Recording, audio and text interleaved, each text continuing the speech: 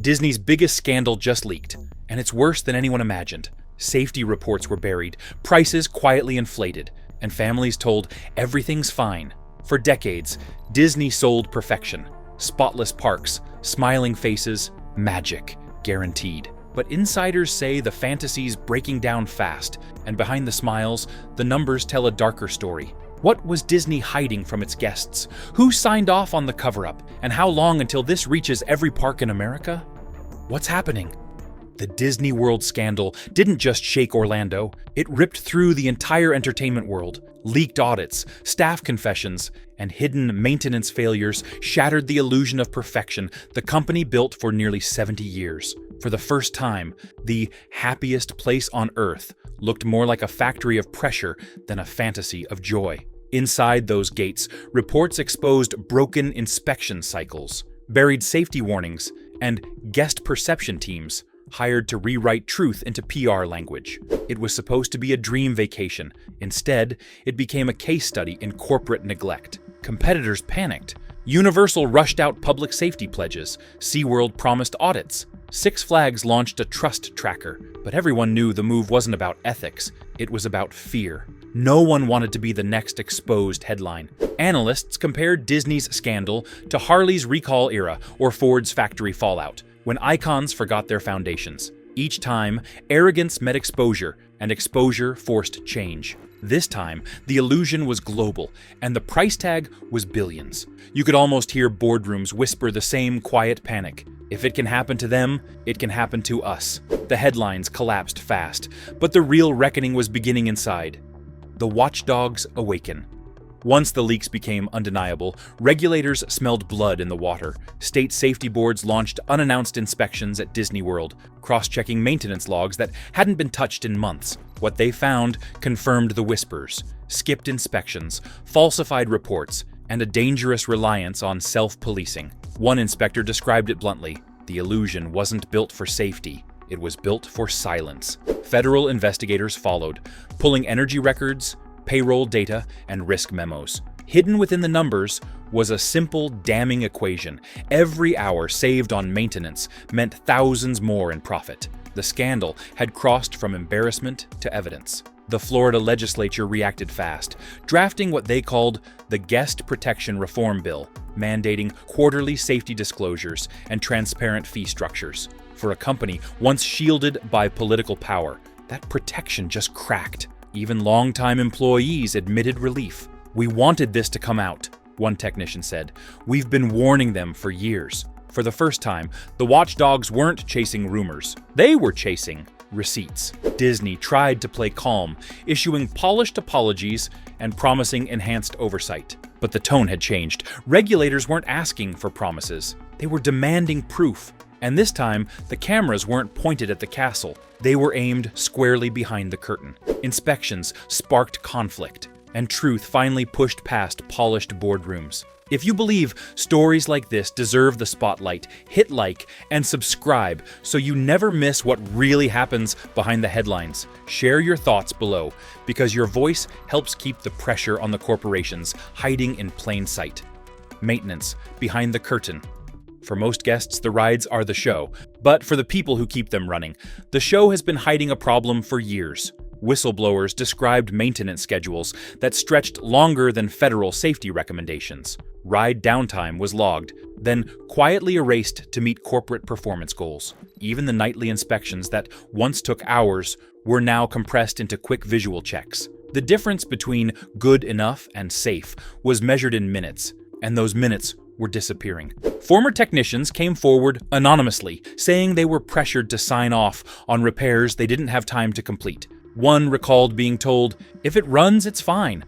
We'll fix it next cycle." That cycle sometimes never came. Some of the reports mentioned overheating circuits, weakened restraints, and bolts showing visible fatigue. Yet for management, shutting down an attraction meant lost revenue per hour, and that was the only number that truly mattered. In one case, an internal email chain showed a supervisor requesting new hydraulic parts for a ride that had failed twice in the same week. The response came back within minutes: delay until the next audit. That delay saved a few $100s, but risked thousands of riders. On paper, the system looked efficient. In reality, it was a gamble, one made at scale. If this were any small-town carnival, regulators would shut it down immediately. But Disney's reputation acted like armor. Inspections were announced in advance, maintenance logs were reviewed internally, and complaints rarely reached the surface. The result was a culture that confused secrecy with safety. Decisions made here decide legacy, whether trust returns or illusion reignites. When the magic meets the math, the pattern is unmistakable. The same drive that pushed prices up also pushed safety down. Every corner cut was justified by a spreadsheet that promised efficiency. Each delayed repair became a budget win. For a company that built its image on dreams, the dream had turned into a data column. And once profit takes the wheel, the guests are just passengers hoping the brakes still work. This isn't new. Anyone who's seen a recall letter knows how this story ends. The cycle always begins with denial, then leaks, then outrage. The shock fades, promises are made, and another season opens. But the cracks don't vanish. They just hide under new paint. What's different now is the scale. The illusion that once defined the park's magic has become its liability. You can't keep cutting costs on safety and expect the ride to stay smooth forever. For many Americans, Disney was more than a theme park. It was proof that a dream built by hand could outlast its maker. Now, it feels like another corporation chasing quarterly margins. Families still come because nostalgia is powerful, but fewer believe in the story. The lights still glow, the music still plays, but the feeling has changed, like chrome that shines until you touch it and feel the rust beneath. The truth is simple. The happiest place on earth just got caught doing the oldest trick in business. Cut corners, cash checks, and pray nobody notices. But people are noticing now, and this time, the illusion isn't breaking quietly. When the smoke clears, what remains is truth finally earned. The leaked reports. The document surfaced in the dead of night, hundreds of pages stamped confidential, and passed from a maintenance contractor to a local reporter. Buried inside those memos were daily inspection logs, handwritten notes, and internal risk assessments. What they showed stripped away the last trace of magic. Corrosion on critical ride frames, faulty sensors ignored for months, and safety warnings signed off without follow-up. It read less like a theme park report and more like an aircraft maintenance file that had been left in the rain. One engineer described metal fatigue spreading across the base of a popular roller coaster. The part had been patched once, photographed twice, and then cleared for operation under the phrase acceptable variance. That phrase showed up again and again, like duct tape holding an empire together. Another entry revealed a ride component rated for 3 years of service, still in rotation after 7. Inspectors noted rusted bolts and frayed cables. The cost to replace them? About $40. The cost if they failed? Unwritten but obvious. Among the most disturbing details was how management handled recurring faults. Each ride had its own issue history, yet those lists were often reset to 0 at the start of a new fiscal quarter. It kept the data clean for the executives, but dirty for everyone else. Maintenance crews called it the wipe. The result was a record that looked spotless on paper, while the real hardware aged quietly beneath the paint. The audit concluded with a single chilling line: safety compliance not consistently documented. In the corporate world, that is the same as saying, "We don't know." And when a company built on perfection doesn't know what condition its machines are truly in, that is not ignorance, it is negligence by design. The document spoke volumes, but the math told the real story. Numbers that don't lie.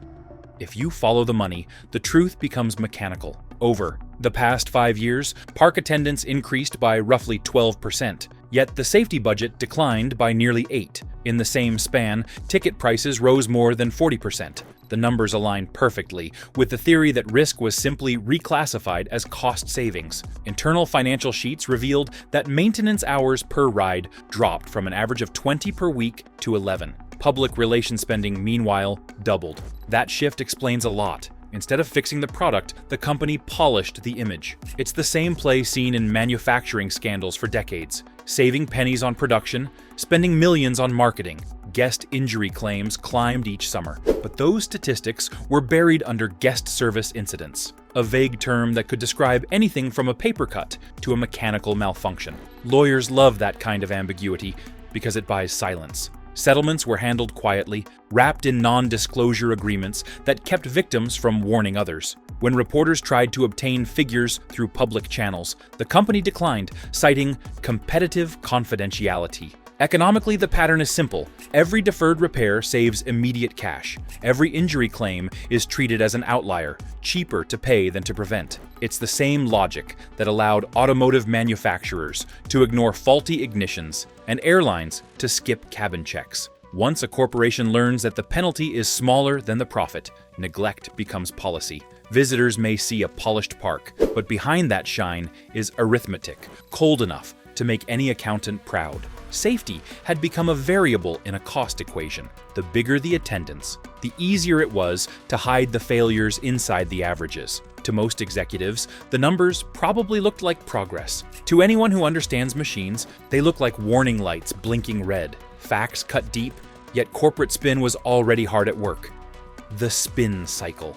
After the leaks hit the press, Disney's public relations division released a carefully worded statement. It opened with reassurance. Guest safety remains our highest priority, and closed with optimism. We continuously improve our processes.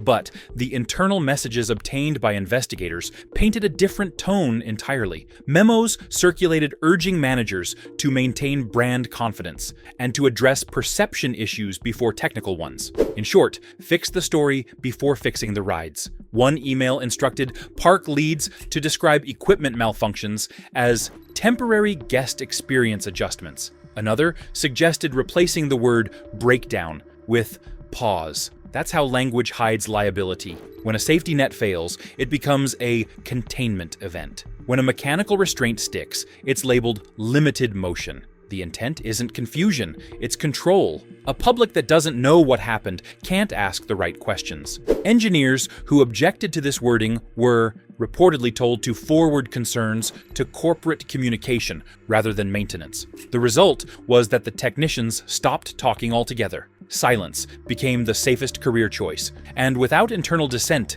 the illusion remained intact until the paper trail surfaced. It's a pattern seen in nearly every major corporate scandal. Change the vocabulary, delay the accountability, and hope the outrage fades before the next fiscal call. They didn't fix the problem, they rebranded it. For a while, it worked. Share prices climbed, quarterly reports looked strong, and executive bonuses grew. But beneath every line of profit was the same foundation of neglect. And just like any unstable structure, all it needed was time before gravity took over. The PR storm faded fast, replaced by cold financial ambition. Profit over protection. Inside the executive suite, performance targets ruled everything. Each department was graded by throughput, rides open, guests moved, revenue per hour. That system rewarded speed, not safety. Workers on the ground knew it, and so did their supervisors. The unwritten rule was clear: keep the lines moving. If a ride stopped too long, bonuses slipped. Every delay cost the park thousands per minute, and that fear trickled down like oil through a cracked gasket. Technicians recalled being told to sign off maintenance logs they hadn't completed. Some were promised overtime pay that never came. Others were simply replaced. One former mechanic described the culture bluntly: if you raise a red flag, you disappear by Monday. Another worker mentioned that their team's budget for replacement parts was cut by 15%, while executive compensation rose by more than 30%. Those figures speak louder than any statement of values. Stock pressure pushed executives to chase profit over protection. Operational efficiency became code for fewer workers, older equipment, and faster turnarounds. Safety intervals shrank while investor calls grew longer. The pattern was corporate math. Every skipped inspection bought another bonus, but beneath the numbers, risk multiplied quietly. Each delay, each silenced warning, brought the inevitable closer. You can't spreadsheet your way around gravity. When safety turns into a budget line, failure stops being theoretical. It becomes scheduled. When safety becomes expendable, the fallout always hits real people first. Families who paid the price. When the headlines hit, most people assumed the scandal was just another corporate mishap that would blow over in a week. But for the families who had lived it, the damage ran deeper than a news cycle. One mother from Ohio described saving for 4 years to take her children on what she called their once-in-a-lifetime trip.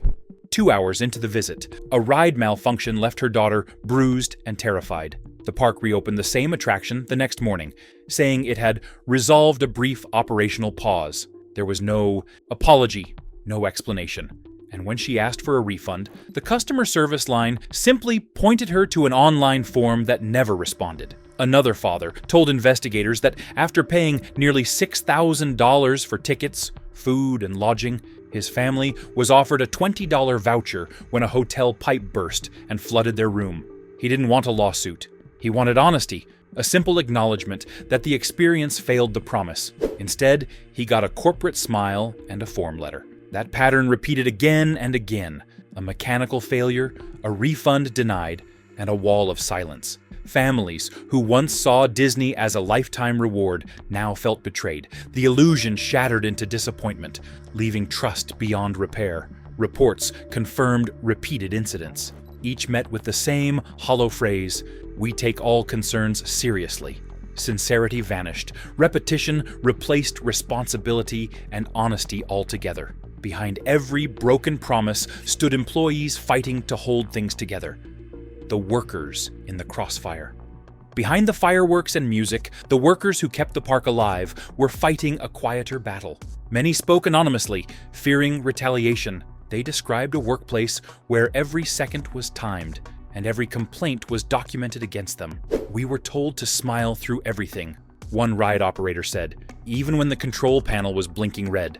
Another, a mechanic with 20 years on the job, explained that after raising safety concerns, his hours were cut. The message was clear. Loyalty meant silence.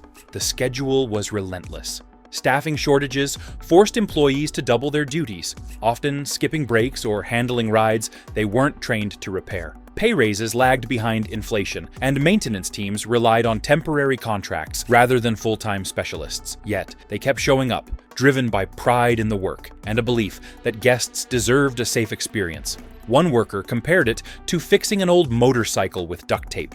You do what you can, because someone's depending on it to run. When staff shortages peaked, management valued speed over safety, pushing efficiency above all. Stress soared, morale crumbled, and loyal employees faced impossible choices.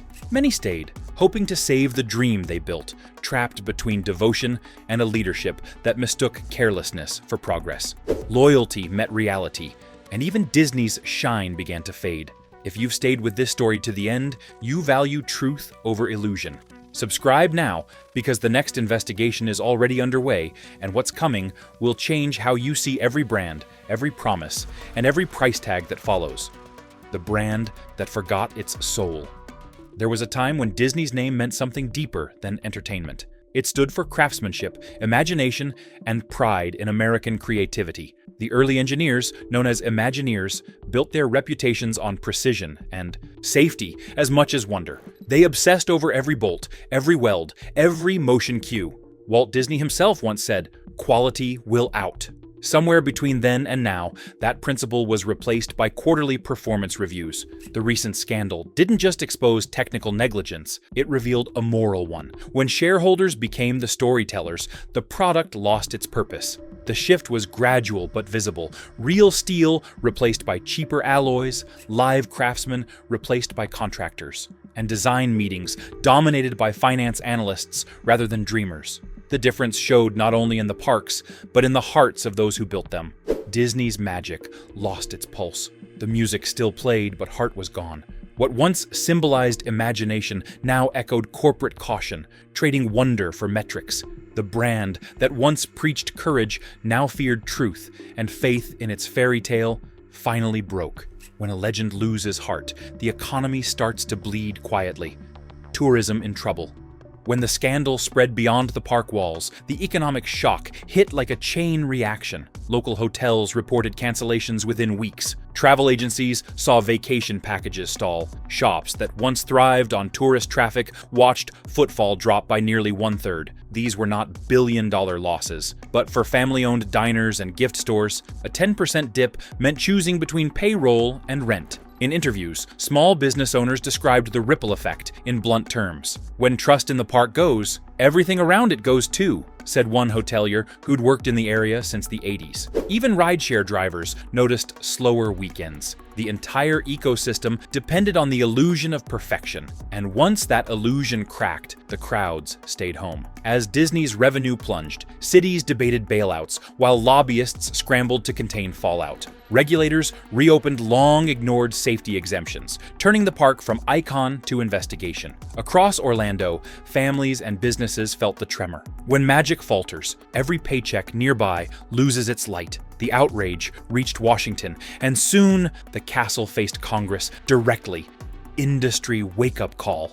The shockwave didn't stop at Disney's gates. Within weeks, competing parks across the country began issuing statements about renewed transparency and guest trust initiatives. Universal promised third-party audits of its ride maintenance records. Six Flags launched what it called an open safety portal, where inspection data would be available to the public for the first time. SeaWorld quietly brought back veteran engineers who had left after budget cuts. No one wanted to be next on the front page. It looked noble on paper, but the motive was survival. Fear fixes what pride ignores. These companies weren't responding out of virtue, they were reacting to exposure. Executives saw what happened when the curtain dropped on Disney's illusion and realized that their own balance sheets carried the same cracks. Public trust is a currency, and once it crashes, no marketing team can buy it back. Industry analysts compared Disney's downfall to Harley and Ford's reckoning, decades of denial ending in forced reform. Executives scrambled with crisis meetings, insurers demanded proof, and agencies added safety warnings.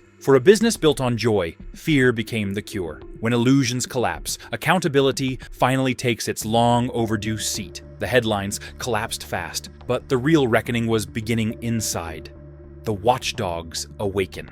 For the first time in decades, regulators began treating amusement parks like what they truly are: industrial complexes disguised as playgrounds. State safety boards announced joint investigations with federal agencies to review inspection records, injury reports, and compliance logs. The Florida Office of Consumer Affairs introduced a proposal requiring every major park to submit quarterly safety audits verified by independent engineers. The motion passed its first reading unanimously. Federal lawmakers followed suit. A new bill, drafted under the Consumer Protection Transparency Act, called for full disclosure of all pricing structures, including surge fees, early entry premiums, and dynamic ticket rates. The goal was simple: end the confusion that let corporations hide behind complexity. Families deserved to know exactly what they were paying for before they stepped through the gates. Investigations moved slowly, uncovering policies built on convenience over safety. Inspectors pursued truth, not headlines, determined to restore public trust. One regulator said it best: "We're not here to punish, but to prevent." After decades of self-policing, the message was clear. Even castles must follow the same building codes. Inspections sparked conflict, and truth finally pushed past polished boardrooms. The rebuild or the rebrand.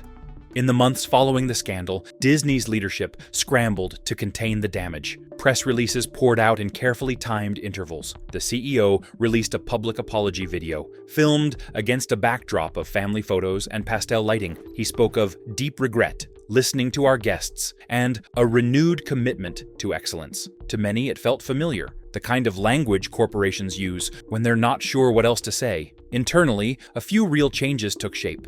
Maintenance schedules were reinstated to pre-optimization levels. Contractors were replaced with veteran staff. A new division, branded Integrity Operations, was formed to oversee safety compliance. But even those steps came with polished marketing, brochures highlighting the new era of trust, as if integrity were a limited-time attraction. For decades, Disney symbolized the promise of imagination and integrity, but neglect corroded that purity. Every scandal exposes truth. Every truth sparks change. The same hands that built illusions can rebuild trust. Pride builds, greed breaks, truth rebuilds. The oldest American cycle. Because when illusion replaces honesty too long, even magic stops working. Decisions made here decide legacy, whether trust returns or illusion reignites.